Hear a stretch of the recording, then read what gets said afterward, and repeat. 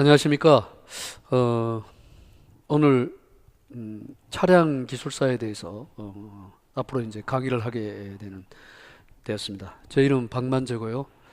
여러분 이제 앞으로 좀 열심히 듣고 좋은 결과 있기를 바라고, 또 저하고 호흡을 좀 한번 잘 맞춰 봅시다. 첫 시간은 OT 시간이어서 잠시 시험에 임하는 자세에 대해서 얘기를 하도록 하겠습니다. 우선 먼저 시험장에 여러분이 가서 시험을 보게 될 텐데, 그때 이제 가장 중요하게 자기 마인드 컨트롤을 해야 되는데, 그와 같은 마인드 컨트롤 하는 자세는 우선 먼저 시험장에 가기 전에 먼저 여러분이 이 차량 기술사 시험을 어떻게 준비를 해야 되는가 하는 것을 먼저 생각하고요. 그 다음에 이제 답안 작성 요령이라든가 이런 거에 대해서 간단히 설명을 드리겠습니다. 시험에 임하는 자세로는 과감한 도전 의식이라는 게 있어야 되고, 그 다음에 자신감이 꼭 필요합니다. 따라서 우리 꿈이라는 부분을, 꿈을 실현하기 위해서 꿈을 실현하면은 이게 이제 우리가 행복을 갖다가 추구할 수 있는 그런 길이 되겠죠. 꿈이라는 게 추구되면, 실현하면은 행복을 추구할 수 있다. 그러니까 도전하면은 안 될 것 없다라는 식의 생각을 가져야 됩니다. 그래서 먼저 준비를 할 때는 작심삼일이 아니라 꾸준히 준비한다는 그런 생각을 가져야 됩니다. 그래서 상황을 돌파하려는 강한 의지, 여러분의 이제 강한 의지가 필요하다는 거고요. 강한 의지가 있어야 되고, 또 시험장에서 떨지 말고 당당해야 된다. 시험장에서는 떨면 안 됩니다. 시험장에서는 당당할 거. 뭐 떨어져도 다음 기회는 항상 있으니까, 떨어진다고 해가지고 야 이거 내 이번에 떨어져서 어떻게 할까, 그것부터 고민하면 안 됩니다. 일단은 준비한 만큼 자기가 그 노력한 만큼의 결과를 추구할 수 있는 그런 적이니까 너무 떨어서는 안 됩니다. 또 이러한 마음은 이제 최선을 다한다. 최선을 다한다. 이런 자세로 하면 될 겁니다. 최선을 다한다. 오직 최선을 다하겠다. 기술사 준비하는 또 사람들과 대화 및 교감도 이루어져야 됩니다. 그러니까 혼자 준비하는 것보다는 같이 준비하는 사람이, 혼자 준비보다는 여러 사람과 교감을 하는 게 좋다는 거죠. 사람 교감. 서로 문제에 대해서도 얘기해보고, 또 앞으로의 경향이 또 어떤지도 한번 나름대로 판단하는 것, 또 나름대로 생각해보고 판단하는 이러한 기회를 가져야 됩니다. 이러한 것은 또 현재 나를 보다 더 발전시킬 수 있는 기회라고 생각하는 것이 좋습니다. 기회가 한 번이 아니라 또 오히려 좋은 기회가 될 것입니다. 아니라고 생각하면은 좋은 기회가 될 수가 있습니다. 그러니까 이번 기회가 나에게는 마지막이야 이런 것보다는 이번 기회를 통해서 내가 좀 더 차량 기술사에 대한 부분을 좀 더 많이 인식하고, 그 다음에 시험을 경험을 통해 가지고 대략 어떤 식의 문제가 나오는가 하는 것을 우리가 인식하는 그러한 구조가 좋습니다. 이와 같은 것은 합격 여부에 너무 신경을 써서는 안 되고, 그것이 이제 긴장을 하게 되는 동기가 되기 때문에 합격 여부에는 너무 신경을 쓰지 않는 것이 좋습니다. 답안 작성은 논술 시험을 위한 답안지 작성 연습을 통해 충분히 습득을 해야 됩니다. 그 다음에 이제 답안 작성이라고 있고요.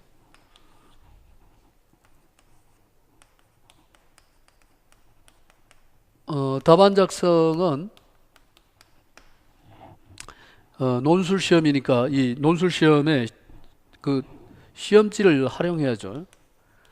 시험지, 실제 시험지 활용할 때는 밑줄이 그어진 시험지를 활용해야 됩니다. 다시 말하면은 실제 시험장에서 사용하는 시험장에서 쓰는 답안지를 활용해서 작성 연습을 해야 됩니다. 각 문제에 대한 답안지 소요 시간도, 또 문제를 여러분이 예상 문제를 푼다거나 할 때는, 예상 문제 풀 때는 소요 시간이 얼마나 걸릴지, 문제를 풀 때는 소요 시간도 체크해야 됩니다. 소요 시간을 체크하는 게 좋습니다. 소요 시간 체크를 해야 됩니다. 얼마나 걸리는지. 너무 한 문제에 너무 치중하다 보면은 다음 문제를 놓치는 수가 있기 때문에 한 문제만 열심히 쓴다고 해서 합격하는 게 아닙니다. 그래서 다양한 문제들에 대한 어떤 시간 배정이라는 게, 이게 굉장히 중요한 사안입니다. 그래서 이와 같은 내용을 좀 숙지를 하고요. 각 문제에 대한 답안지 소요를 체크하고 10점 문제는 이제 1교시 때는 문제가 10점 문제가 되겠죠. 10점짜리 100점 기준으로 따진다면 10점 문제를 우리가 뭐 12개 정도 나오면은 이제 10점 문제 10개를 푼다거나 이런 식으로 해서 10점 문제가 기준이 되고요. 그 다음에 2교시에서 4교시까지는 25점 문제가 기준이 됩니다. 25점 문제. 그러니까 1교시 때의 문제는 이 답안지 작성할 때 보통 페이지가 14페이지 기준으로 나옵니다. 그러니까 우리가 처음 시험장에 들어가면은 14페이지로 해서 7장이 나오죠. 7장. 7장의 답안지가 나오는데, 이 답안지 중에 보통 1페이지에서 2페이지 정도의 분량이면 됩니다. 페이지를 너무 적게 쓰면은 그것도 감점 요인이 됩니다. 그래서 1페이지에서 2페이지 정도의 분량을 채운다고 생각하고 들어가고, 2교시에서 4교시 시험에는 25점 문제짜리 4문제를 풀면 됩니다. 그러니까 평균적으로 6문제가 나오는데 6문제 중에 4문제를 풀면 됩니다. 4문제를 풀 때 이것도 우선순위가 없습니다. 1번, 2번, 3번, 4번 차례대로 풀 필요가 없고, 자기가 아는 문제, 확실히 자신 있는 문제를 먼저 풀어나가는 쪽으로 하고, 페이지 분량은 약 한 2페이지에서 3페이지, 좀 많게는 4페이지까지도 가능한데, 또 너무 많이 이 분량을 생각하다 보면은 그 문제에 너무 치중하는 경향이 있어서 다음 문제를 놓치는 이러한 결과가 초래될 수가 있습니다. 그래서 1교시는 다양한 문제 패턴, 적응 능력을 강화시키는 게 좋습니다. 1교시 때는 문제의 다양성을 요구하기 때문에 많은 문제를 이해하고 있어야 되고요. 2, 4교시는 약간의 전문성을 요구하는 쪽이죠. 그러다 보니까 그 문제에 대해서 좀 전문적인 요소들을 많이 쓰고, 1교시 때는 그 내용을 키포인트를 쓰고, 그 다음에 추가적인 내용을 많이 쓰지 않아도 1페이지, 2페이지 분량이 나올 수 있고, 2, 4교시 때는 뭐 다양한 추가적인 내용들을 많이 써야 됩니다. 경향이나 동향 같은 것도 쓰고요. 장단점이라든가, 그 다음에 실질적으로 현재 실제 어떤 기술이 이용되는 기준이라든가 이런 것들을 다 쓰는 게 좋습니다. 먼저 자신 있는 문제를 풀어야 되겠죠. 자신 있는 문제를 먼저 풀고, 그 다음에 약간 의심스러운 문제는 나중에 푸는 것이 좋습니다. 답안지 작성 후 시간이 남으면은 본인의 점수를 한번 가채점 해볼 수가 있겠죠. 만약에 답안지 작성을 했습니다. 답안지 작성을 했는데 그래도 시간이 많이 좀 남더라. 그 다음에 본인 점수를 가채점을 하는데, 본인 점수 가채점 해보는 게 좋죠. 이럴 때 채점을 해보는데 가능하면은 시간 활용을 충분히 하고 하는 게 좋습니다. 무슨 말이냐 하면은, 문제를 풀었는데 그 문제에 대해서 좀 미흡한 부분이 있다. 그럼 더 추가적으로 더 풀 수 있으면은 추가 내용을 더 말 그대로 또 추가를 더 하세요. 그래서 내용을 충분하게 풍부하게 해주는 게 좋고요. 그 다음에 이제 웬만큼 다 풀었습니다. 이럴 때는 이제 본인 점수를 가채점 해봐야겠죠. 그래서 가채점 해서 본인의 능력이 어느 정도까지 자기가 점수를 딸 건지를 한번 예상을 해보는 것도 좋겠습니다. 답안지 작성은 반드시 질문에 충실해야 됩니다. 질문에 충실할 거. 질문 내용하고 다른 답을 작성하면은 뭐 감점 요인이 되겠죠. 그러니까 질문 내용이 무엇인가 하는 것을 꼭 여기에다가 집중해서 질문에 충실하게 답을 하는 게 좋습니다. 또 답 내용이 너무 장황한 건 좋지 않습니다. 장황하다는 말, 장황하다. 내용이 너무 막 길거나 불필요한 말들을 많이 섞어서 쓰는 이런 장황성. 너무 장황하면은 오히려 이런 것도 감점 요인이 되고요. 채점자로서의 혼돈의 여지를 유발할 수 있죠. 채점자가 점수를 매길 때, 야, 이거 주어진 문제에 대해서 장황한 답은 채점자를 혼란에 빠뜨릴 수가 있죠. 채점자를 혼란에 빠뜨릴 수 있기 때문에 이와 같은 내용을 쓰지 않는 게 좋습니다. 답안지 작성 시 지문에서 요구하는 이외의 내용, 다시 말하면 질문에 충실하라는 얘기죠. 지문에 요구하는 이외의 내용은 만약에 그런 내용이 있으면은 국내 동향이라든가 이런 쪽에다가 해외 동향 이런 쪽에 치중해서 쓰면 되겠습니다. 그다음에 미래적 기술, 신기술이라든가 우리가 내용을 추구하다 보면은 내용이 조금 미흡한 부분이 있으면은 그 기술에 대해서 국내 동향 좋죠. 또 그 다음에 해외 동향 좋습니다. 해외 동향. 또한 신기술에 대한 우리가 동향을 좀 더 추가적으로 넣으면은 좀 답으로서의 어떤 가치가 충분하겠죠. 답안지 작성 시 채점자가 잘 알아볼 수 있는지 판단해야 되고요. 채점자가 잘 알아볼 수 있는지 본인이 판단해야 합니다. 그게 무슨 얘기냐 하면은 글씨를 너무 휘갈겨 쓰거나 내용이 무슨 말인지 보아도 이해할 수 없도록 이렇게 글씨를 쓰면 안 됩니다. 그래서 글씨체를 다듬는 것도 글씨체를 본인이 다듬어야 됩니다.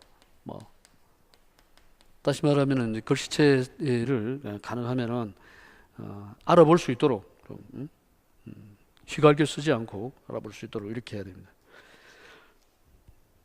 그 다음에 잘못된 내용인 경우에는 자를 이용하면 됩니다. 잘못된 내용은 자를 이용해서 두 줄로 밑줄을 긋고 그 다음에 아래 칸부터 시작을 하면 되겠습니다. 시험 준비 방법은 우리가 시험을 보는 과목들을 보면은 엔진이라든가 큰 덩어리로 뭉쳐서 그 다음에 셰시, 그죠? 셰시, 그게 이제 엔진 셰시. 그 다음에 차체 차체에 이런 식으로 이렇게 나눌 수가 있고요. 그 다음에 이제 신기술이라는 게 신기술. 여러분 신기술 하면은 신기술 자동차 중에는 하이브리드라든가 또는 연료전지 자동차라든가 또한 일반적인 엔진에 대한 신기술이나 아니면 셰시에 대한 신기술. 이거와 마찬가지로 전자제어 같은 경우라든가 이런 첨단 기술도 신기술과 그 유사성이 있는데요. 이러한 첨단 기술. 그다음에 생산 제조 기술이라는 생산 제조 기술이나 그다음에 이제 공조 기술이라든가 이런 기술들을 전부 총망라하고 있기 때문에 이와 같은 내용들을 충분히 공부를 해야만 됩니다. 각 분야에서 이제 출제 빈도를 따져줘야 돼요. 출제 빈도를 따져줍니다. 출제 빈도. 출제 빈도가 좀 높은 게 있고 낮은 게 있으니까 과거와 현재를 비교한다 그러면 이제 과거 쪽에서는 좀 심플한 문제들이 나오고 출제 빈도를 따져서 또 문제의 다양성, 문제의 뭐라 그럴까요? 복잡성이라는 게 그만큼 문제 자체가 약간 난해해지는 그런 쪽의 문제들도 앞으로는 많이 나옵니다. 그래서 이러한 내용들도 고려해서 공부를 해야 되고, 항목별 그 출제 빈도가 높은 항목을 추려가지고 공부를 하는 것도 괜찮죠. 추려서 공부한다. 그러나 이게 전부는 아닙니다. 이렇게 해서 공부를 하다가 그래도 평균적 점수에 미달되는 그런 경우도 있으니까 일단은 출제 빈도가 높은 쪽에 고려를 하지만은 다양성을 가지고 공부를 해야 된다는 거고요. 요점 정리 부분은 자주 내용 정리를 해야 됩니다. 요점 정리를 항상 우리가 공부를 할 때는 이 요점 정리를 합니다. 제가 강의할 때도 요점 정리 위주로 강의를 할 겁니다. 뭐 교재를 가지고 강의를 하는데 여러분 참 제가 강의하는 책은 이 차량 기술사라고 하는 책이고요. 골든벨에서 나온 책입니다. 골든벨에서 나온 책이고, 그 다음에 저자는 김민수라고 하죠. 저자는 김민수 차량 기술사가 쓴 책입니다. 따라서 이 책을 여러분이 준비를 해야 됩니다. 준비를 해야 되고, 여기에 있는 내용들은 전반적으로 어떠한 문제의 출제 빈도가 높은 거를 기준으로 해서 문제화를 시켰지만은 이 설명 위주로 되어 있는 책입니다. 설명 위주로 되어 있는 책이기 때문에 내용이 전체적으로 내용을 다양한 내용을 실었죠. 다양성이 있습니다. 이 다양성이 있는데 이걸 갖다가 우리 구조적으로 좀 요약하는 쪽으로 가야 되겠죠. 제가 하는 차량 기술사 이제 여러분한테 강의하는 내용은 이렇게 좀 요약하는 쪽, 어떤 식으로 이 내용이 뭔지를 책을 읽어서 잘 금방 이해가 안 가는 부분을 여러분은 좀 도와주는, 요약해서 도와주는 쪽으로 실행을 할 것입니다. 그 다음에 이제 두 번째로는 이러한 요약된 내용을 전체적으로 정리를 먼저 1차 합니다. 전체적으로 요약된 내용을 정리를 하는데 뭘로 정리하느냐 하면은 차량 기술사 책으로 정리를 합니다. 골든벨에서 나온 김민수 저자 차량 기술사가 쓴 책을 전체적으로 정리를 하겠습니다. 제가. 다음에 이제 2차 과정에서는 실전 문제를 풀겠습니다. 실전 문제는 약 한 104회부터 해가지고 뭐 104회, 105회, 뭐 107회, 109회 이런 식으로 나온다 그러면은 한 4회 또는 5회에 걸쳐서 문제들을 직접 풀어서 PPT 강의를 할 거고요. 지금 여기서 나오는 강의는 1차 강의는 PPT 강의가 아니라 그냥 요점 정리하면서 교재를 기준으로 해서 책에 있는 책을 직접 여러분이 보면서 내가 중요한 내용을 설명해 주는 이런 쪽으로 해서 1차 강의가 수행이 되고 약 80시간 정도의 강의를 수행하려고 합니다. 그러고 나면 2차 강의는 실전 문제 풀이 과정에 가서는 그동안 시험 봤던 문제들을 최근 문제 기준으로 해서 104회 기준부터 해서 104회, 105회, 107회, 109회 이렇게 나간다 그러면 그 문제들을 실제 PPT를 통해 가지고 강의를 하려고 합니다. 그러려면은 1차는 먼저 여러분이 어떤 내용들을 정리하는 전체적으로 내용을 이해하는 그런 기준이 되고, 2차는 우리가 실전에 충분히 적응할 수 있도록 그렇게 하기 위해서 이러한 실전 문제를 실제 풀어가는 그런 과정을 수행할 것입니다. 이렇게 해서 자신이 잘하는 부분은 중점 정리를 통해서 숙지하는 것입니다. 이와 같은 내용들이 이제 적이 되면은 자신이 잘하는 게 있을 거예요. 자신이 잘하는 것부터 먼저 한다? 좀 내용으로 뭐 안 맞을지 모르지만 잘하는 부분 중점 정리를 먼저 하는 게 좋습니다. 중점 정리. 나는 엔진에 대해서 많은 내용을 알고 있다. 엔진이 강하다 하면 엔진 부분부터 먼저 정리를 해놓고 그 다음에 시작을 해야 됩니다. 뭐 전체적으로 그래서 자기가 잘하는 부분을 먼저 중점 정리를 통해서 숙지를 해놓고요. 그 다음에 이제 차례대로 이제 뭐 새로운 분야라든가 아니면 뭐 추가되는 내용이라든가 또 자기가 잘 모르는 내용들을 숙지하는 쪽으로 가면 됩니다. 또 중요한 내용은 각 내용은 암기를 해서는 안 됩니다. 무조건 암기하는 방법은 각 내용은 암기하면 안 돼요. 이 암기는 아주 결정적인 실수를 하는 그런 쪽이 되겠습니다. 따라서 각 내용은 암기하지 말고 전부 이해하려고 노력해야 됩니다. 이해. 암기가 아닌 이해로 가야 됩니다. 암기가 아닌 이해. 뭐 암기한다고 하면은 결국은 그 내용은 머릿속에서 지워지니까 메커니즘이다 하면 그 메커니즘이 어떻게 작동이 되는지를 좀 더 자기가 신중하게 고려해서 하는 게 없고요. 그래서 암기하지 말고 이해하려고 해야 됩니다. 이해 기준은 주로 뭐를 통해서 하냐 하면은 그림을 통해서 해야 됩니다. 그림. 이해 기준은 그림을 통해서 이해할 수 있도록 한다. 자동차의 명칭 및 각 부품의 명칭이나 작동 원리 등을 그 예로는 우리가 이해하는 거. 그 다음에 반복 학습이 최대 지름길이라고 할 수 있습니다. 학습을 하는 데는 우리가 또 중요한 내용은 반복 학습이라는 거 빠뜨리면 안 되겠죠. 반복 학습. 반복 학습.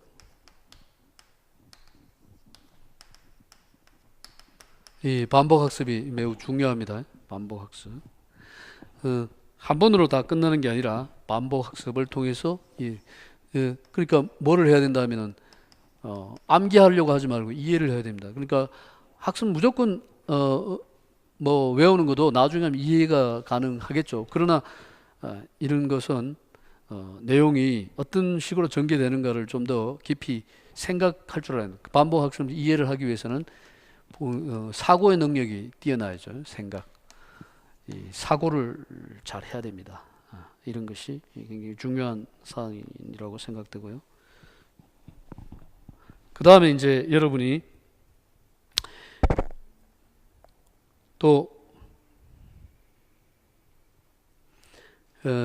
매주 빠뜨리지 않고 한 몇 문제 정도, 한 3문제, 5문제 매주 또는 뭐 빠뜨리지 않고 내용을 빠뜨리지 않고 공부를 하는 거 이게 어렵죠. 사실은 뭐 직장 다니신 분이나 아니면은 자기 일이 있는 사람들은 매주 빠뜨리지 않고 문제를 풀어간다는 것은 풀 것 어렵습니다.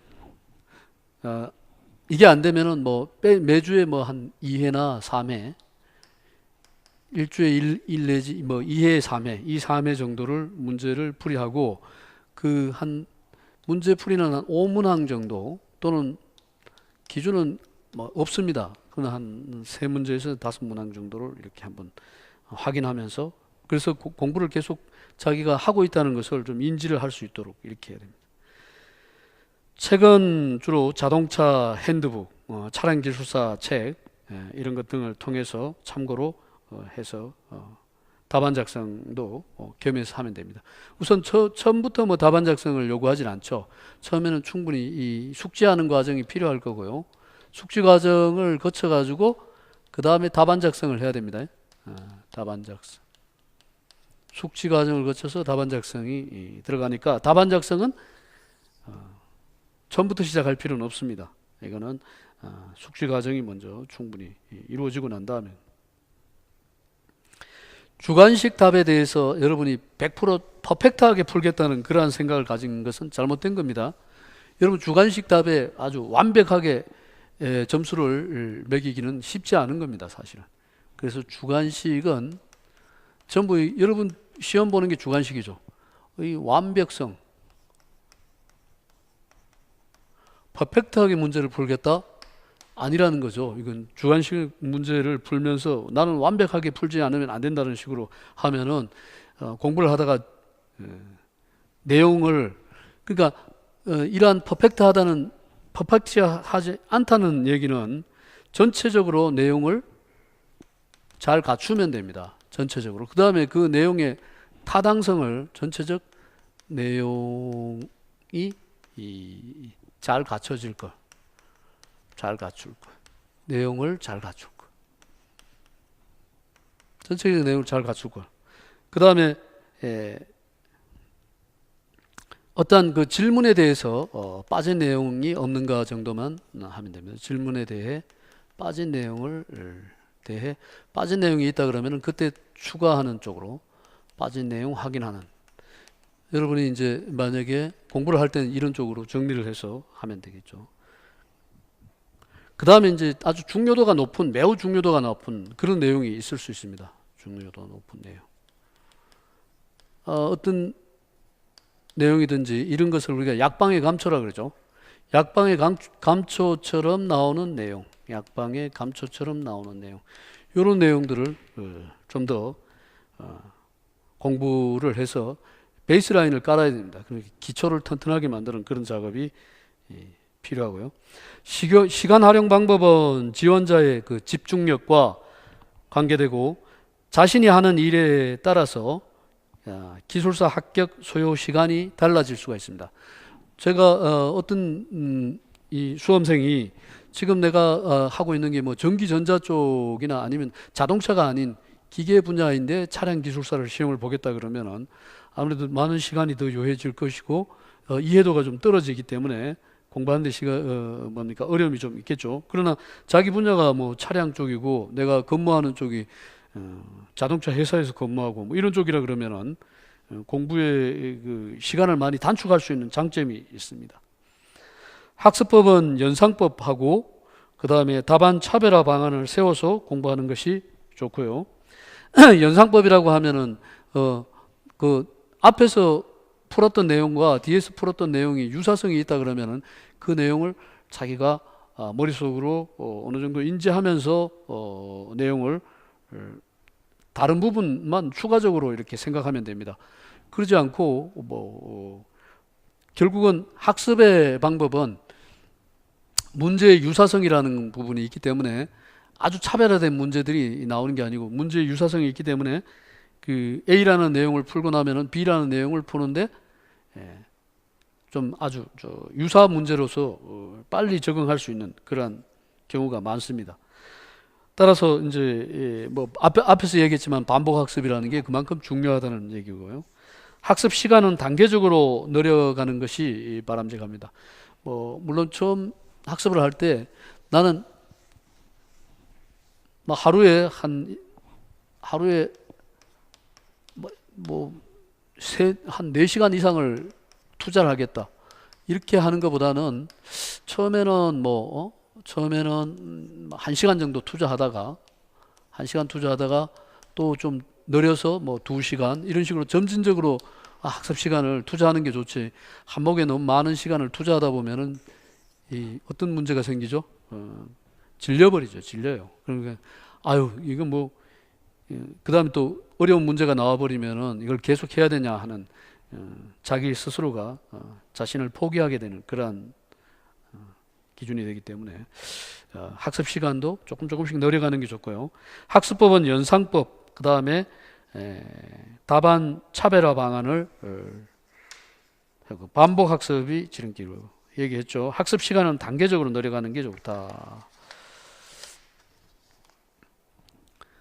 다음 여러분 차량 기술사 온라인 강의 방법은 교재 기준으로 문제를 풀이할 것입니다. 다시 한 번 더 강조하면은 교재 기준으로 문제를 풀이할 것이다. 교재 기준 문제를 풀이할 것이다. 교재 내용 중 반드시 필요한 부분을 요약한다. 그 교재 내용은 저는 교재 내용의 강의는 요약 강의 기준입니다. 요약 강의. 교재를 그냥 읽어버릴 필요는 없죠. 중요한 내용이 무엇인지를 요약하고 그 다음에 추가적인 내용들은 여러분이 그 내용을 보고 추가를 한다거나 또 뭐 제가 필요하다면은 그 내용을 다시 한번 얘기를 해준다거나 이런 식으로 합니다. 온라인 강의에서의 질의응답이라는 것은 온라인의 질의응답은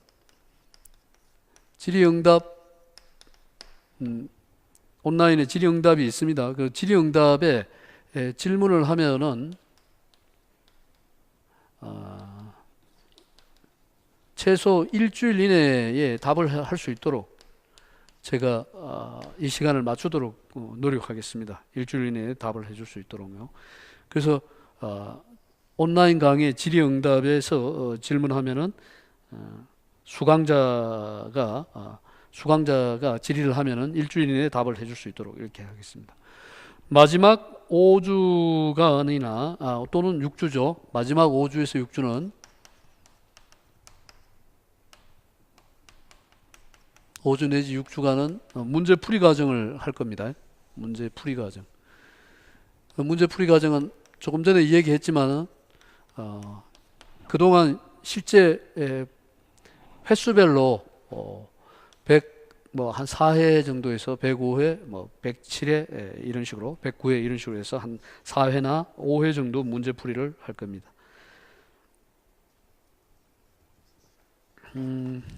또 가능하다면은 여러분이 제 전화를 통해서 강의도 가능합니다. 그럼 제 전화번호는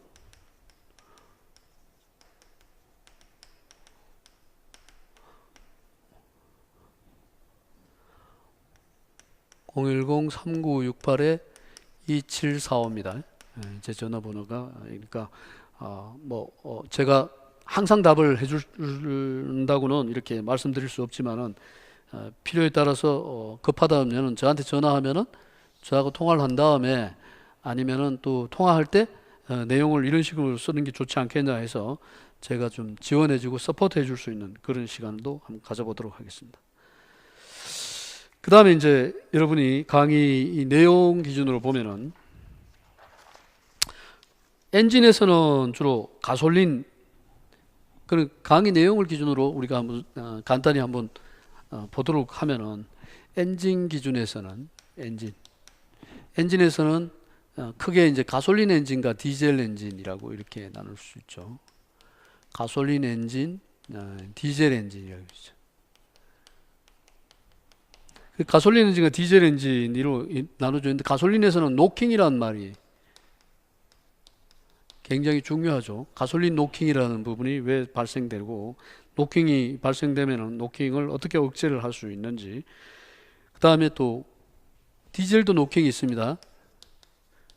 디젤 노킹과 가솔린 노킹의 차이점이 뭐냐라고 이렇게 얘기하는 경우도 있고요. 그 다음에 디젤 기관의 성능 인자라는가 이런 것도 이제 중요하니까 디젤 기관 성능을 결정하는 그러한 요인들, 인자들이 무엇이 있는가 하는 거예요.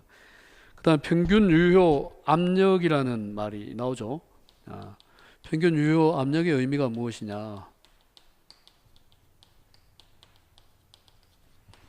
이런 내용들 하고 그 다음에 마력에 대해서 도시 제동 기계 효율 도시 마력 제동 마력 기계 효율 그 다음에 이제 계산 문제들이 좀 있는데 이런 계산 문제에서는 연력학적 사이클에 대한 부분 정합 정적 복합 사이클 이런 부분들이 있고요. 엔진의 요구 성능이라든가 그 다음에 소기 방식이나 소기작용 가솔린에서 소기라는 말이 나오죠. 소기작용 그 다음 피스톤 간극 피스톤 재질, 피스톤 형상, 피스톤 링의 이상 현상, 피스톤 피스톤 측압이라고 해서 피스톤이 실린더와 마찰될 때 발생되는 이 측압은 왜 생기는지, 그다음 밸브 서징이라든가 밸브 스프링의 서징이라든가 그다음에 밸브 스프링에서의 바운싱, 점핑, 밸브 오버랩이라든가 이런 거. 밸브 오버랩이 뭘 왜 설정을 해야 되는가 하는 것들을 그 다음에 가변 밸브가 무엇이고 윤활유에 대한 마찰이라든가 그 다음에 가솔린 엔진의 슬러지라든가 엔진 오일의 열화에 대한 내용들 그 다음에 열해리가 일어난 현상은 왜 일어나는가 주로 고온에서 일어나죠. 1500도씨 이상에서 어떤 분자끼리 충돌에 의해서 열해리가 발생된다는 거. 또한 전체적인 엔진의 열 효율은 어느 정도 되는가, 효율이 실제 효율은 어느 정도인가 하는 내용들. 그다음에 뭐 실제 연비와 인증 연비의 차이는 무엇인가. 그다음에 엔진 연소실에서의 소염 영역은 왜 어느 부분이 소염 영역인가? 소염 영역이 생기면 카본이 많이 발생되죠. 이런 내용들. 가솔린 전자제어 분사라든가 GDI 엔진에 대한 내용들하고요. 또 이런 내용들. 또 엔진에서는 전반적인 이제 내용을 제가 얘기하는 거는 이것은 추후에 자세히 설명을 다 해드릴 것입니다. 그다음 엔진에서는 산소 센서, 피드백 센서 제어라든가 가솔린 GDI 엔진, 그다음 LPG 기준의 장점 및 단점, LPG 나오면은 또 CNG라든가 LNG에 대한 일반적인 장점이나 단점. 그다음 LPG에서는 역화 현상이란 말이 어떤 의미를 갖고 있는지, 또한 최적 효율과 충진 효율 향상을 시키려면은 어떻게 해야 되고 엔진에 미치는 영향은 어떠한가라든가, 가솔린 과급과 디젤 과급의 차이는 무엇인가. 주로 엔진에서는 가솔린 디젤에 대해서 이거를 두 개를 차이점을 잘 알아두는 것이 좋습니다. 가변 밸브 타이밍 VVT라는 게 뭐고, 가변 흡기 시스템이라는 게 뭐고요. 그다음에 이제 흡기의 관성 슈퍼차저와 터보차저라는 부분에 구분이 되죠. 슈퍼차저와 터보차저가 무엇인가. 디젤 기관의 직분사 특징, 다시 말하면은 커먼 레일 디젤 엔진, 고속 디젤 엔진이라고 하는 직분사의 특징이 어떠한 특징을 갖고 있는가. 연료의 질이라든가 이런 건 아주 좋은 연료를 쓰지 않으면 안 되는 게 바로 디젤 직분사에도 하나의 단점이기도 하지만은 디젤 직분사는 고압 분사이기 때문에 엔진 출력을 크게 할 수 있고 향상시킬 수 있는 장점이 있죠. 그 외에도 이제 세탄가라든가, 또한 디젤 로킹, 그 다음에 디젤 기관의 연소 과정, 배출가스 생성 기구, 인체에 미치는 배출가스가 인체에 미치는 영향, 또 배출의 특성. 배출의 특성이라 하면은 COHC, 낙스가 어떠한 영향을 미치고 어떤 특성을 갖고 있고, 또 배출에 CO가 많이 나오는 영역은 어디이고 HC가 많이 나오는 영역, 또한 낙스가 많이 나오는 영역. 그거는 이제 우리가 엔진의 어떤 실질적인 주행 조건이라든가 회전수, 그다음에 이런 거에 따라서 다 배출 특성이 달라지죠. 그다음 후처리 배출가스 정화 과정, 다시 말하면 DPF라든가 또는 DOC, 디젤에서는 이제 이런 게 있고요. 그다음에 이 가솔린은 캐들릭 컨버터라는 부분이 있고요. 또한 SCR 방법이라고 해서 낙스를 제거하는 배출가스 정화 제어 장치들, 이런 것들을 어떻게 해서 제어하는지를 이해를 해야 됩니다. 그 다음에 이제 자동차 저공해 기술이라고 하면요, CO나 HC나 또는 낙스를 줄일 수 있는 방안들이 저공해 기술이 될 거고요. 거기에는 이제 메탄올 자동차라든가 CNG, LNG 자동차 등이 바로 저공해 기술에 들어가고요. 그 다음에 내연기관의 실제 사이클, 정합, 정적, 복합 사이클, 그 다음에 로타리 엔진 같은 거. 촉매열화라는 것은 무엇이고, 연소에서 희박 연소라는 말이 어떤 의미를 갖고 있는지, 그 다음에 엔진 신기술에서 보면 내부 EGR이라는 게 EGR에 대한 내용들이 나오고요. 커먼 레일 디젤 엔진 및 고압 분사 2점 위상 점화 장치. 우리가 점화 장치를, 가솔린 점화 장치를 보통 점화 플러그를 하나를 쓰는데 두 개를 쓸 때 장점이 무엇인지, 이런 것들, 왜 두 개를 써야 하는지. 그러니까 우리가 연소를 갖다가 좀 더 빠른 연소 효율을 올리기 위해서는 우리가 점진적으로 화염이 전파되는 과정을 우리가 1점으로 하는 것보다는 2점으로 하는 것이 화염 전파 효율이 높죠. 전파가 잘 되겠죠.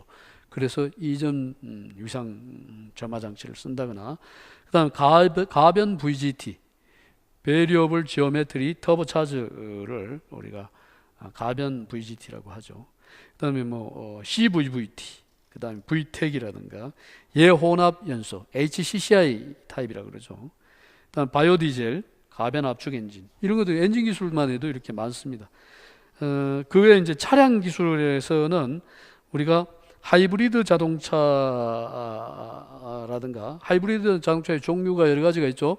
우리가 하이브리드 자동차 하면은 크게는 소프트 하이브리드, 마일드 하이브리드, 하드 하이브리드 이렇게 또 분류도 하고요. 크게 분류를 하게 되면은 하이브리드는 직렬식과 병렬식, 그 다음에 직병렬 복합식, 이런 식으로 나눕니다. 그러니까 그게 어떤 식으로 동력이 전달되는가를 우리가 꼭 공부할 필요가 있죠. 중요한 요인들이라고 하고 할 수 있고요. 그 다음에 플러그인 하이브리드라고 하는 기술이 하이브리드 기술보다는 한 단계 올라가 있는 그러한 플러그인 하이브리드 기술이 있고요. 또 하이브리드에서는 회생제동이라는 말이 많이 나오죠. 감속시나 브레이크를 밟았을 때, 제동시나 감속 시에 에너지를 다시 배터리로 에너지를 이동시켜서 그 에너지를 다시 재활용하는, 재생해서 사용할 수 있도록 이렇게 하는 기술. 그 다음에 연료전지에서는 연료전지 종류가 마찬가지죠. 여러 가지 메탄올 연료전지라든가 융탄산 연료전지라든가 여러 가지 어떤 연료전지에 대해서 종류별로 특성이 어떤지, 그 다음에 연료전지 자동차는 어떤 식으로 작동이 되는지, 또 연료전지 자동차의 문제점은 무엇인지, 상용화 문제점, 이런 것도 굉장히 중요합니다. 전반적으로 이런 기술들을 여러분이 많이 숙지하고 있어야만 우리가 시험장에 갔을 때 내용을 쓰는데 큰 무리가 없겠죠. 전기 자동차라 하면은, 전기 자동차는 작동 원리가 어떻게 되는지, 또 실제 전기 자동차 하면은 현재 제로 에미션 자동차이고, 저걸로 보면은 CO2를 거의 생산하지 않는 그런, 또한 자동차로서의 배출가스가 없고, 그 다음에 연료 효율도 높일 수 있는 이러한 전기 자동차가 있죠. 그래서 전기 자동차는 배터리 기술이 굉장히 중요합니다. 그래서 배터리의 종류별 특성이라든가, 또 가장 지금 현재 많이 사용되는 리튬이온 배터리, 다시 말해 리튬 이온 배터리가 상용상의 문제점이 또 무엇이고, 또 에너지 밀도를, 전기자동차 에너지 밀도를 올리려고 하면은 배터리 성능을 어떻게 하면 잘 올릴 수 있는가? BMS 기술이라고 하죠. 배터리 매니지먼트 시스템이라고 해서 BMS나 그 다음에 SOC 기술이라고 하는 것도 있습니다. 스테이트 오브 차지라고 해요. 배터리 충진 율에 대한 부분을 어떻게 하면 효율을 올릴 수 있는가, 이런 것들. 그 다음에 이제 배터리에서는 캔 통신 기술하고 이런 것들을 좀 공부해야 되고, 그 연비 개선을 하는 부분에서는 이제 엔진 다운사이징 기술이라든가 이런 것들을 얘기를 들을 수 있습니다. 그 외에도 이제 셰시 기술에서 에어로 다이나믹 공력학적 측면하고, 그 다음에 전자제어 평가 시스템이라든가, 그 다음에 셰시에서 평가 시스템에 대한 내용들, 그 다음에 브레이크의 ABS 브레이크, 트랙션 컨트롤이라든가 BMD, VDM 기술이라든가 EBM 기술이라든가 이러한 기술들에 대해서 충분히 숙지해야 될 부분이 많습니다. 그러니까 어떤 출제 빈도 기준으로 본다 그러면은 가장 많이 나올 수 있는 부분이 엔진하고 셰시입니다. 셰시. 그 다음에 이제 요즘 많이 이제 출제 빈도가 높아지는 쪽으로 가는 경향이 뭐냐 하면은 전기 자동차라든가 또는 하이브리드 자동차에 대한 기술들이 많이 이 시험 문제에 나올 수가 있습니다. 전기 자동차나 하이브리드 자동차 기술이죠. 그래서 이제 전기 자동차나 하이브리드 자동차에서 또 중요한 기술 중에 하나는 모터라는 게 있기 때문에 모터와 엔진을 어떤 식으로 우리가 병행해서 쓰고, 그 모터는 어떤 모터를 적용하고 있고, 또 엔진과 모터의 동력 분배를 어떤 식으로 하고 있는가, 이런 내용들이 굉장히 중요한 기술로 떠오를 수가 있습니다. 그리고 이제 차세대 기술인 연료전지 자동차에 대한 내용들도 여러분이 충분히 공부를 해야 되고요. 그 외에 이제 제조 기술이라든가 이런 부분도 신경을 써서 공부를 해야 됩니다. 뭐 장황한 게 제가 나이를 좀 많이 한 것 같은데 중간에 제가 좀 의외로 뭡니까 중간에 강의를 하다가 중단을 해서 죄송하고요. 다음 시간부터는 그런 일이 없도록 하겠습니다. 예, 수고했습니다.